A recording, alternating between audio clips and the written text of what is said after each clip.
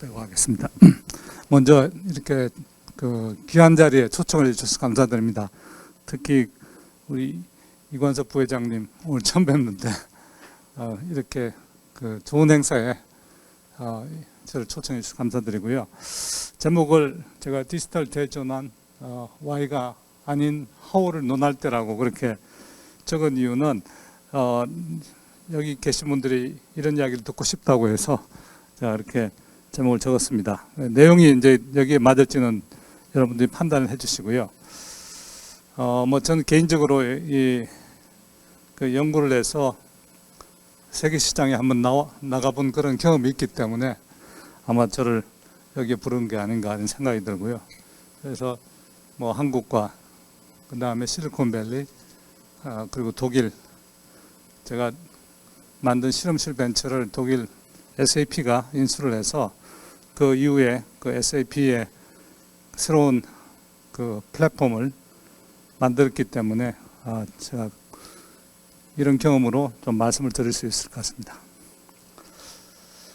저는 그 디지털 트랜스포메이션에 5가지 그 기둥이 있다고 생각하는데 5가지가 필요하다고 생각하는데 첫 번째는 당연히 흔히 말하는 디지털 플랫폼, 이게 기술과 플랫폼이라고 그러면 기술만 생각하는데 사실은 기술과 비즈니스 모델이 필요합니다. 그리고 새로운 인재, 기존에 있는 분들을 트랜스포메이션을 하든 아니면 새로운 인재를 끌어들이든 인재가 필요하고요. 그리고 무엇보다 중요한 게 스트롱한 리더십이 필요합니다. 이게 트랜스포메이션이라는 게 정말 변환이지 않습니까? 리더십이 없으면 아무런 성과가 나올 수가 없습니다. 그리고 뭘 하더라도 돈이 필요한데 요즘 제가 보니까 이 돈은 세상에 많이 널려 있는 것 같아요. 그래서 1, 2, 3만 있으면 돈은 그냥 따라온다. 저는 그렇게 생각합니다. 그 다음에 이제 어떤 이 정부나 혹은 정부의 그 어떤 퍼블릭 서포트, 여기 보면 뭐 팔러시도 있고 또 규제 문제도 있고요. 또 어떻게 보면 또 문화의 문제도 있고, 그래서 이런 것들이 있어야 실제로 디지털 트랜스포메이션이 일어난다 이렇게 생각합니다. 이건 제가 한 몇 년 동안 사용한 그림인데요. 여기 보시면 크게 빅데이터, AI 서비스, 그리고 이제 클라우드 컴퓨팅, 저희가 합쳐가지고 ABC라고 이야기합니다. 이 ABC가 가장 기본이고, 이게 선순환 구조를 만들게 되면 이 새로운 하나의 플랫폼이 만들어지는 거다 이렇게 생각합니다. 그래서 데이터가 여기서 중요하고요. 데이터는 오른편에 보시면 센서에서 들어오는 그런 머신 제너레이티된 데이터가 있고, 또 왼쪽에서 보시면 서비스에서 제너레이션 되는 데이터가 있고요. 이 데이터를 한 군데 모으고 이 데이터에서 요즘은 소프트웨어 2.0이라고 이야기를 하는데, 소프트웨어 엔지니어링 2.0이라고 새로운 소프트웨어 개발 방법론이라고 이제 생각할 수 있습니다. 그래서 머신 러닝에 의해서 모델을 만들어서 그 모델에 의해서 서비스를 만들어내고, 그 서비스가 또 데이터를 제너레이션하면 그 데이터에서 또 다시 서비스가 개선되는 그런 선순환 구조를 만드는 게 제일 중요한 포인트입니다. 이게 스케일이 커지면 일단 정착을 하게 되면 다른 사람들이 공격하기가 힘든 그런 플랫폼이 됩니다. 근데 요즘 기술이 발전하면서 이 센서든 왼쪽에 있는 이런 피지컬한 머신에 AI 칩들이 들어갑니다. 그 테슬라에도 AI 칩이 들어가고, 물론 다른 센서 칩들도 들어갑니다만 이런 칩들이 들어가게 되고, 제가 나중에 좀 뭐 예를 가지고 구체적으로 보여드리겠습니다만 환경에서도 또 센서, AI 칩이 들어가서 그 데이터를 실시간으로 의해서 프로세싱해서 아주 양질의 하이 퀄리티의 데이터를 모을 수 있게 됩니다. 그 클라우드가 중요합니다. 우리나라가 좀 클라우드 면에서는 참 뒤져 있는데, 이 클라우드는 디지털, 모든 디지털의 컨테이너라고 생각하십니다. 데이터부터 알고리즘, 여러 가지 노하우를 다 한 군데다 붙는 게 이 클라우드라고 생각하시면 되겠습니다. 그리고 여러분들 다 경제학을 공부하셨으면 아시죠? 스케일 오브 이코노미가 중요하다. 그 스피드가 중요하고 또 디시전 메이킹의 타이밍이 중요하고 그래서 리더십이 중요한 거죠. 그 스케일이 있어야 되니까 결국 미국과 중국이 유리한 고지에 있는 거고요. 자, 여기다 이제 D를 하나 더 붙일 겁니다. 그래서 ABC 컴퓨팅 앤 클라우드 엣지 컴퓨팅이라는 걸 제가 좀 이따 이야기를 드릴 거고요. 그 D가 뭐냐? 이게 도메인 날리지입니다. 그러니까 새로운 비즈니스 모델, 이런 도메인에 대한 이해가 없이 나올 수가 없어요. 데이터에는 도메인의 지식이 들어있어요. 예, 그 전자상거래 분야에 아무나 들어갈 수 있는 게 아니고 금융거래에 아무나 들어갈 수 있는 게 아닙니다. 마찬가지로 제가 같이 일했던 SAP라는 회사, 기업의 경영에 관한 노하우를 몇십 년 동안 쌓아왔기 때문에 아무나 못 들어가는. 그래서 이 도메인 날리지가 중요하고, 만약에 새로운 도메인 날리지, 새로운 비즈니스 모델을 만들면 이게 또 이노베이션인 거죠. 근데 이 기술을 ABC라는 건 어떻게 보면 기술이라고 볼 수 있는 거고, 이 위에다 도메인 날리지를 붙여야 된다. 과학 분야도 마찬가지입니다. 사이언티픽 디스커버리도 모든 분야에 있어서 데이터 기반으로 일어나고 있습니다. 신약 개발, 지금 이 ABC에다 새로운 도메인 날리지, 그 생명과학의 날리지를 붙여서 신약 개발이 일어나는 거고요. 그래서 사회과학 분야에도 새로운 경제학의 모델이 ABC들을 기반으로 해서 나올 겁니다. 이미 작년에 노벨 경제학상을 받은 스탠포드의 교수는 이쪽 분야에 상당히 가까이 와 있는 분이에요. 오래전에 연구를 하셨지만 이 옥션 모델을 가지고 경제학상을 받지 않았습니까?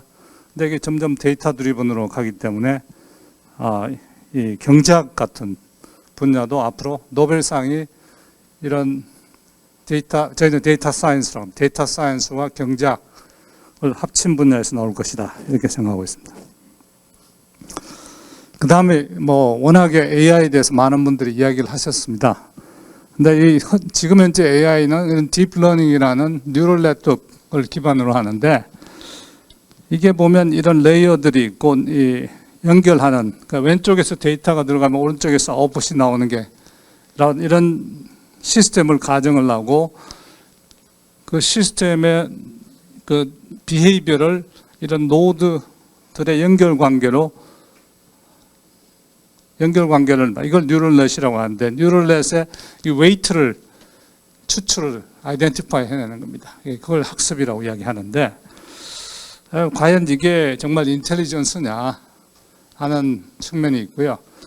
이게 잘 맞는 분야가 퍼셉션 부분에서는 아주 잘 맞습니다. 그러니까 우리가 인지의 아주 그 깊은 레벨보다는 이게 쭉 들어가면 금방 나오는 비전이라든지 어떤 사운드 레코니션이라든지 스피치 레코니션 같은 쪽에서는 잘 돌아가는데, 실질적으로 사람의 어떤 인텔리전트한 비헤이비어를 다 나타낼 수 있다고 하기는 어려울 것 같습니다. 그래서 현재 AI 패러다임은 어썸션이 뭐냐면 데이터가 사람의 인텔리전트한 비헤이비어를 바이 프로덕트다. 그 바이 프로덕트에서 인텔리전트 모델을 리컨스트럭트 하는 것이 이 머신 러닝이다. 그걸 어떤 방식으로 하느냐, 일종의 복잡한 그런 뉴럴 네트워크를 통해서 패턴 레코니션 방식으로 한다, 그렇게 보시면 되겠고요. 예를 들면 뭐 요즘 레커멘데이션 시스템들 보면 과거에 이 사람들이 어떤 걸 샀나 이걸 보고서 이런 비헤이비어를 보이는 사람은 저런 걸 추천해라, 이렇게 쉽게 우리가 이 모델을 만들 수가 있습니다. 그리고 이런 이미지는 이게 고양이다, 이런 이미지는 자동차다, 그럼 트레이닝을 시켜가지고 비전을 사람보다 좀 낮게 할 수가 있습니다. 상황이 좋을 때. 항상 그런 건 아니고요. 그래서 저는 이제 데이터 사이언스, 서울대학의 데이터 사이언스 대학원을 작년에 시작을 했는데, 데이터 사이언스가 뭐냐? AI라는 말도 많이 쓰는데 그럼 무슨 관계가 있냐? 제가 정의하기는 데이터 사이언스는 아주 브로드한 데이터에 어떤 데이터를 캡처할 것인가, 어떤 데이터를 내가 나의 프로블럼의 대상으로 볼 것인가 결정하는 것부터 데이터의 모델링, 데이터의 저장, 그 데이터의 클린업, 그 다음에 거기서 머신러닝 모델을 만들어내는 과정, 그걸로 또 솔루션을 만드는 과정, 이걸 테스팅하는 과정, 이걸 쫙 그 하나의 사이클로 만들어낸 사이클에 대해서 여러 가지 그 방법론을 만들어내는 것이 데이터 사이언스다. 그렇게 넓게 정의하고, 그 중에 AI가 과거에 전통적으로 정의한 프로블럼들이 있고, 거기에 또 머신러닝이 해결하는 부분이 있고, 그 딥러닝이 그 안에서 또 특별한 테크닉으로서 자리 잡게 됩니다. 그래서 조금 전에도 말씀드렸지만 이 디지털 트랜스포메이션을 서포트하는 것이 데이터 사이언스다. 근데 이 프로세스다. 그래서 이 프로세스라는 의미는 뭐냐? 엔지니어링이라는 이야기입니다. 이 어떤 걸 그냥 스터디만 하고 끝나는 게 아니라 새로운 걸 만들기 위한 그 과정을 디파인하는 것이 엔지니어링이죠. 그래서 흔히 또 라이프 사이클이라고도 하죠. 사람이 만든 어떤 추천 시스템은 그냥 그대로 끝나는 게 아니라 계속 살아서 돌아가다 보면 원래 만든 사람의 의도와 전혀 다른 이 큰 스코프로 이게 돌아가게 돼요. 그래서 이 라이프 사이클을 관리를 해줘야 된다. 여기서 지금 많은 사람들이 AI 알고리즘을 이해해서 그걸 이렇게 적용하는 거에 관심이 있는데, 사실은 가장 중요한 건 어떤 데이터를 모을 거냐. 이게 제일 중요해요. 그 데이터를 또 어떻게 가장 값싸게 비용을 많이 들이지 않고, 그리고 또 사람들이 자발적으로 내놓을 수 있도록 할 거냐. 이게 중요한 겁니다. 그래서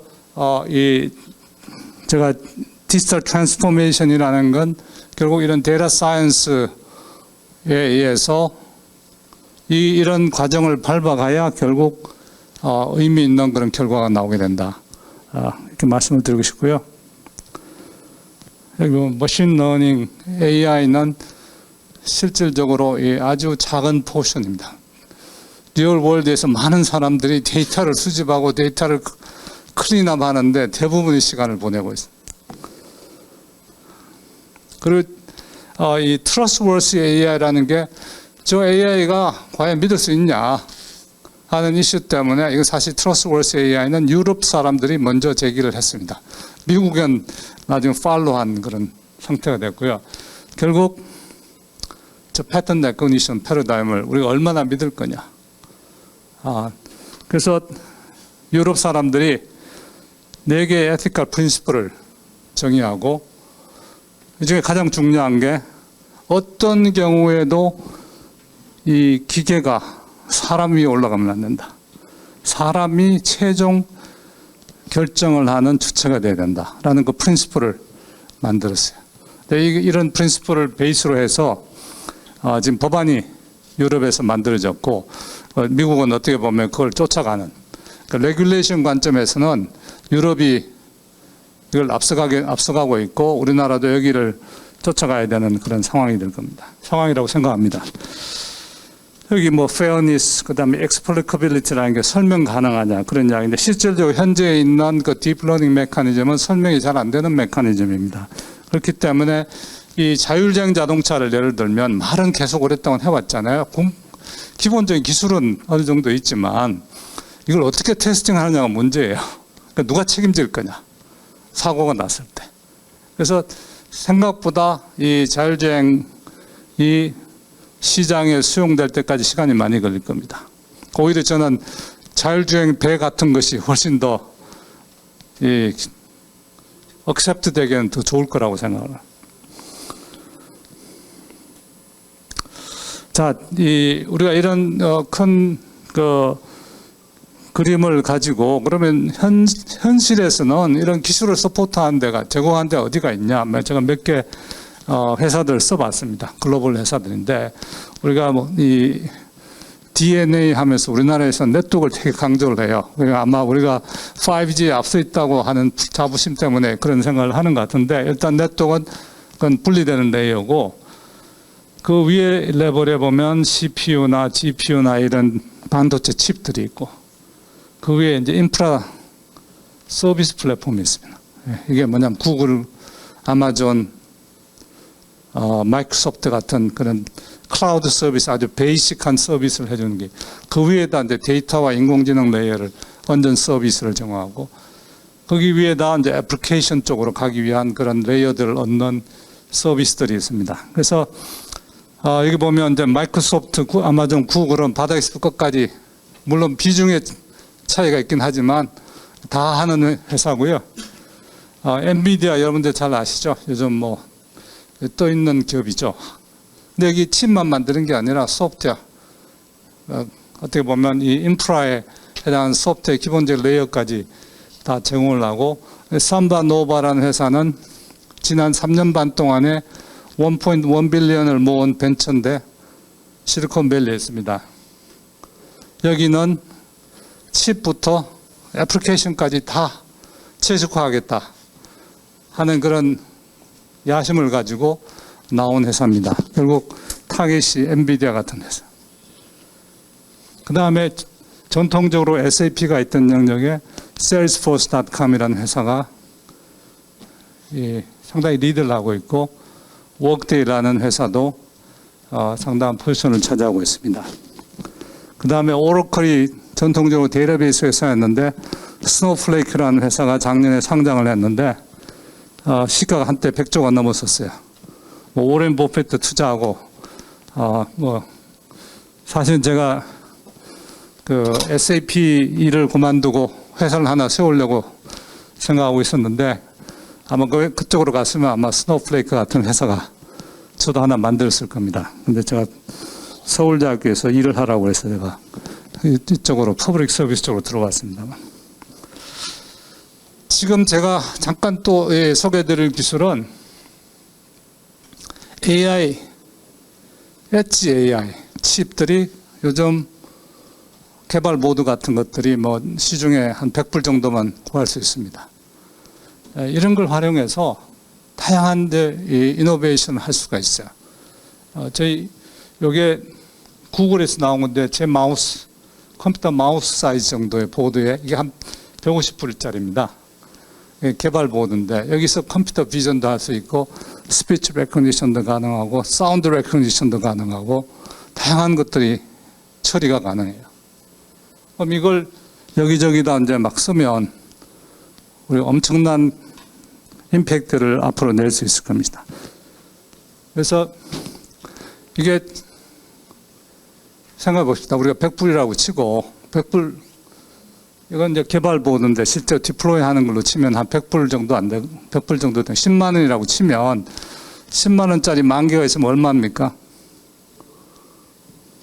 계산 빨리 안 돼. 10억. 만 개를 깔았는데 10억밖에 안 돼요. 하드웨어 코스트는. 저런 걸 만 개를 우리가 이 코엑스에다 우리가 이걸 깐다고 쳤을 때 만 개 필요하지도 않을 것 같아요.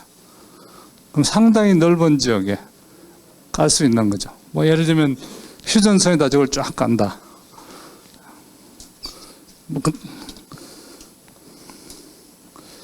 이게 지금 뭐 웬만큼 쓸만한 수준으로 나오고 있는데 2, 3년 안에 이게 훨씬 더 저는 캐퍼빌리티가 좋아질 거라고 생각합니다. 그리고 이런 칩만 만드는 게 아니라 이미 트레이닝을 미리 해서 뭐 이미지 레코니션이라든지 사운드 레코니션 같은 것들을 할 수 있는 모델들도 뭐 완벽하지는 않지만 제시를 하고 있고 공짜로 주는 거죠. 그럼 그런 거 가져와서 저희가 고쳐가지고 쓰면 되는 겁니다. 그래서 저는 이제 아까 원래 그림에서 이런 디바이스들이 쫙 깔려 있으면 현재 우리가 수집하고 있는 데이터를 릴라이블하지 않은 것들이 많은데 이건 훨씬 더 리치한 그리고 더 정확한 데이터들을 우리가 모을 수 있는 거죠. 또 프라이버시를 어느 정도 보호해 가면서.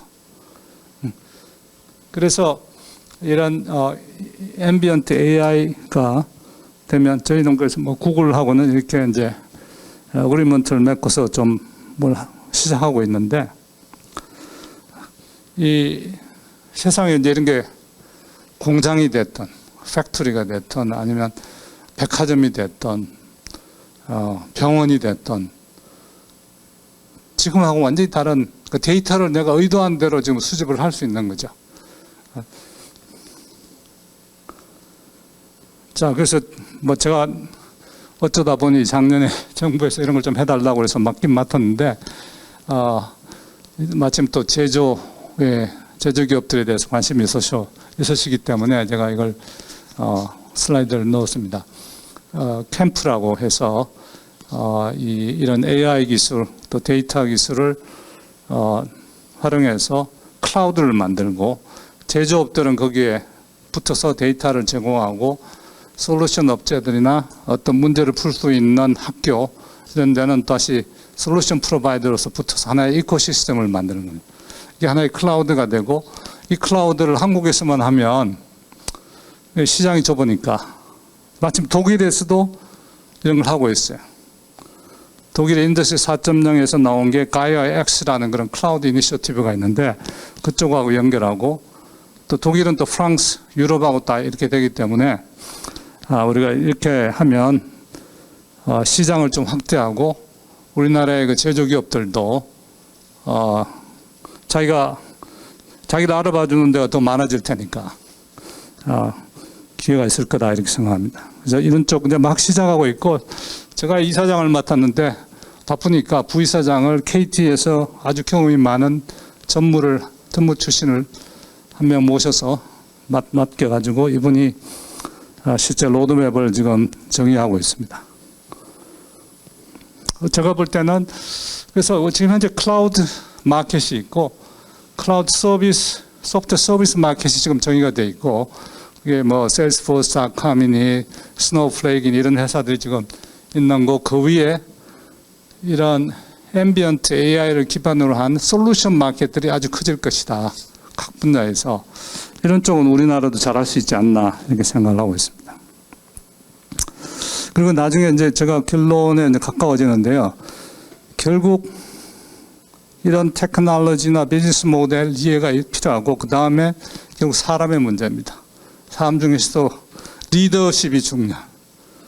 이번은 제가 SAP의 M&A가 될 때 CEO였고 제가 하나라는 플랫폼 프로젝트를 막 본격적으로 시작할 때 CEO였는데 그러고 나서 CEO를 그만두고는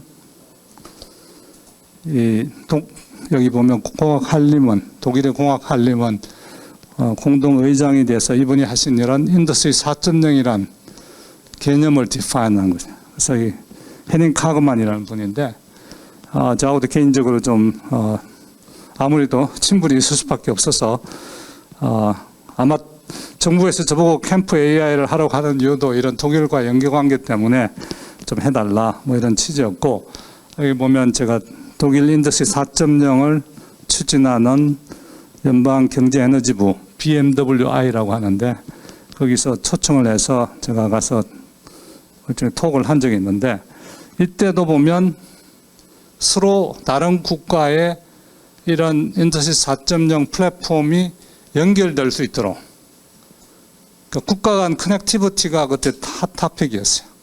그러면 어떤 국가에서 여기에 등록되어 있는 사람들을 믿을 만하다라는 보장을 해줘야 돼요. 그걸 이제 전부 다 클라우드 베이스로 할 수 있도록 해야 되고요. 그래서 이런 게 앞으로 계속 확장되면 우리는 우리 나름대로 독일 같은데 경쟁력이 있기 때문에 나름대로 시장을 확대할 가능성이 있다고 생각하고 특히 앰비언트 AI 같은 것은 한국이 더 잘합니다. 독일보다. 독일은 아직 이런 쪽에 하드웨어, 전자 이런 쪽이 약해요, 상대적으로. 독일이나 유럽 사람, 프랑스 사람들을 이야기해 보면 한국이랑 같이 하고 싶다. 그 이유는 한국의 전자 산업이 경쟁력이 있기 때문에 우리는 거기를 같이 하고 싶다. 그런 이야기를 여러 번 들었습니다. 이분도 뭐 제가 SAP 일할 때 그 CEO를 했던 사람인데 지금 지멘스와 제가 곧 끝나겠네요. 지금 머스크의 지금 체어맨을 하고 있습니다. 여기도 보면 결국 리더십에 대해서 이야기를 하고 있고요. 여러분들 시간이 있으시면 이 책을 한번 사서 보시면 Dreams and Detail이라는 그런 책이 있는데 한번 읽어보시면 좋을 것 같습니다. 저는 뭐 그 다음에 결국은 이제 사람이다. 이게 미국 버클리의 이 데이터 사이언스 원론 강의실입니다. 1년에 2,800명이 듣고 있고요. 우리는 아직까지 여기까지 못 갔습니다. 저희도 이제 그런 걸 하기 위해서 대학원을 만들어서 좀 새로운 열린 형태의 교육을 좀 하고 있고 누구든지 학부 전공에 상관없이 와서 이 데이터 사이언스를 공부를 할 수 있도록 커리큘럼을 만들어 놨습니다. 예, 감사합니다.